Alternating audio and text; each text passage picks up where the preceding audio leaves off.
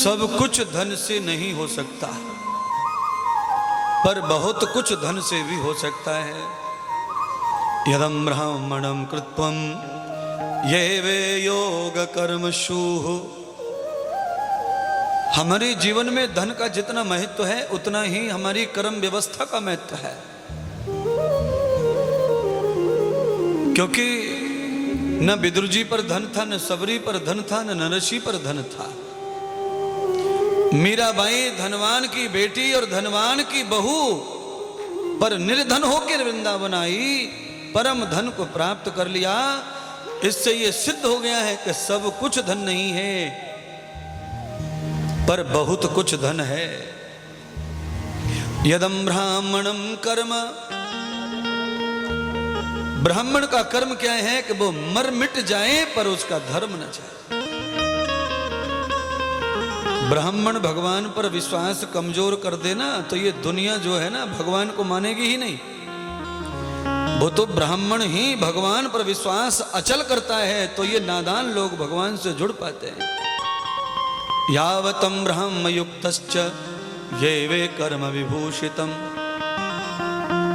हमारे कर्मों का विभूषण, हमारे कर्मों की शोभा ब्राह्मण कर्म से है। ब्राह्मण कर्म कहते हैं विवेक से किया हुआ कर्म। कौन ब्राह्मण?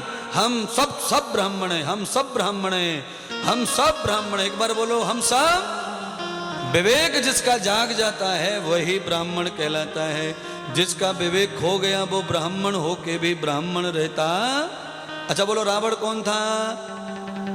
राक्षस क्यों कहते हैं फिर? हाँ। अच्छा, राजा बलि कौन थे?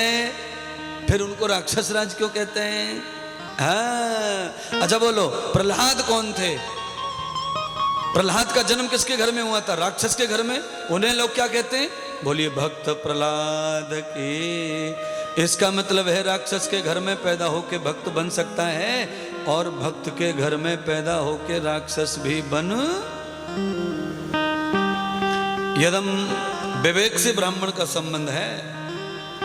ज्ञान तो वकील से लेके, कलेक्टर से लेके, जज से लेके, कंडक्टर से लेके, ड्राइवर से लेके सबको होता है? अच्छा बोलो, बस में बैठने वाले को ज्यादा ज्ञान है कि ड्राइवर को ज्यादा ज्ञान है? ड्राइवर को ज्ञान है। वैसे टीचर प्रोफेसर भी बैठे हैं बस में, पर बात बस चलाने की है ना। इतने पढ़े लिखे लोग बस में बैठे हैं और उनसे कह दिया भाई बस चलाओ, वो कहेंगे बाबा बाबा ना ना ना ना ना ना। पर उस ड्राइवर से कह दिया जाए कि तुम बच्चों को पढ़ाओ तो वो भी कहेगा महाराज ना ना ना ना ना ना। ये वते कर्मं भूय। जिसका भी विवेक जागृत हो जाता है वो उतने समय के लिए ब्राह्मण हो जाता है? सुनिए ना, एक और बात कह देता हूं। इस पार से उस पार जाने के लिए जितनी देर नाव चलाने की जरूरत है उतना ही केवट रहे तो भी उद्धार हो सकता है। और नाव किनारे पर बांध करके हम केवट ना रहें तो कुछ घाटा नहीं है। मैं आपसे बताना चाह रहा हूं, कुछ घाटा नहीं है, उतने में बहुत फायदा हो जाता है। अरे जितनी जरूरत है उतना तो ब्राह्मण हो जाओ, उतना तो क्षत्रिय हो जाओ, उतना तो वैश्य हो जाओ, उतना तो शूद्र हो जाओ। जितनी जरूरत है उतना तो हो जाना चाहिए ना। जितनी जरूरत है उतना ब्राह्मण होना चाहिए।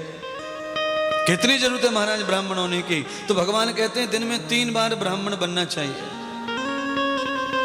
सुबह, दोपहर, शाम। त्रिकाल संध्या उपासनम ये वते कर्म मानवः। मनुष्य के साथ में भगवान ने कहा कि तू कम से कम 3 बार मेरा ध्यान कर, कम से कम 3 बार। और जो प्राणी 3 बार भगवान का ध्यान धरता है सुबह दोपहर शाम, वो ब्राह्मण का कर्म कर लेता है। जो प्राणी ये कर्म कर लेता है ना, उसके जीवन में कितना भी खतरा आ जाए ठाकुर खड़े हो जाएंगे, उसके जीवन में भगवान खड़े हो जाएंगे। हमें पता ही नहीं है कि भजन क्या होता है तो कैसे ब्राह्मण बने हम महाराज, कैसे उद्धार हो गए महाराज? मोटरसाइकिल फिसल गई, मोटरसाइकिल फिसल गई, कई लोगों की पहले भी फिसल गई पर उनका कुछ नहीं हुआ। और इसके दोनों गुड़गे उतर गए, दोनों घुटने टूट गए, इसके दोनों गोटे गए काम से। क्यों गए?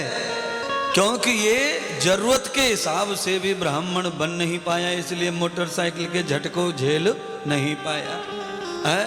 इसीलिए मैं आपसे कहता हूँ, हमारे मिलिट्री वाले जब युद्ध के लिए निकलते हैं ना, तो वो पूरे शरीर पर लोहा नहीं लटकाते, वो छाती पर लोहा बांध लेते हैं और खोपड़ी पर बांध लेते हैं। जहाँ से मृत्यु के ज़्यादा चांस है वहाँ पे प्लेट लगा लेते हैं, हेलमेट पहन लेते हैं, बाकी जगह नंगा रखते हैं। गोली लगेगी तो निकल जाएगी, दूसरा हाथ फटेगा, पैर फटेगा, पर बचने वाली जगह को तो कवर कर लो। वही महात्मा इंद्रदेव सिखा रहे हैं, जिससे जीवन बचे उतना तो हमें अपने आप को कवर रखना चाहिए। पर हम इतने ढाई लुच्चा हैं कि हम कवर नहीं करते कुछ भी, सब उघाड़ के खेल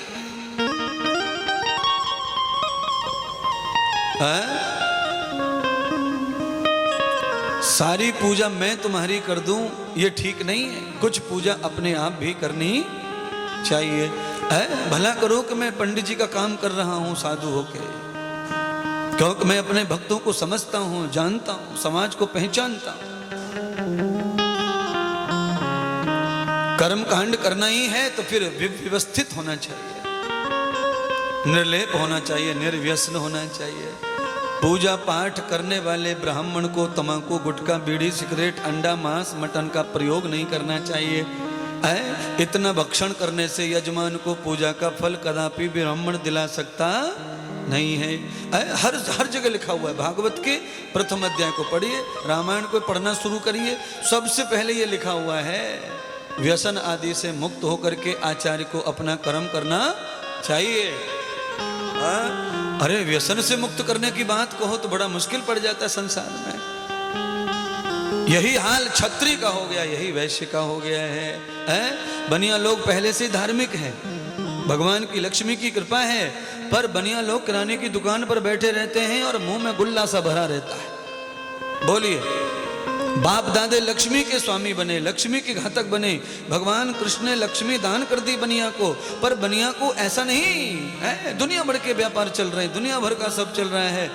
हमारे हिंदू समाज में सबसे ज्यादा यजमान बनने का अगर किसी ने काम किया दुनिया में तो वो है वैश्य समाज। उसने यजमान बन के पूजा को जिंदा रखा, धर्म को जिंदा रखा, दान को जिंदा रखा।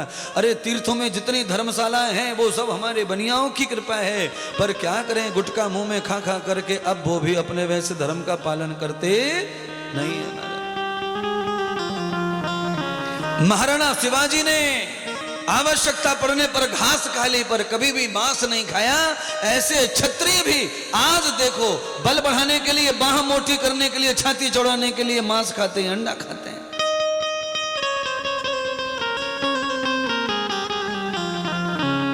हमारे समाज में जो शूद्र हैं वो पेट भरने के लिए मनुष्य का झूठा और बासा तो खा लिया, पर उन्होंने कभी मांस नहीं खाया, जिन्हें हम छोटी जाति या शूद्र कहते हैं। आज वो पूरी तरह मांसाहारी हो गए। ऐसा युग आ गया है। यावतम लक्षणम पुण्यम जातम धर्म प्रिया संग।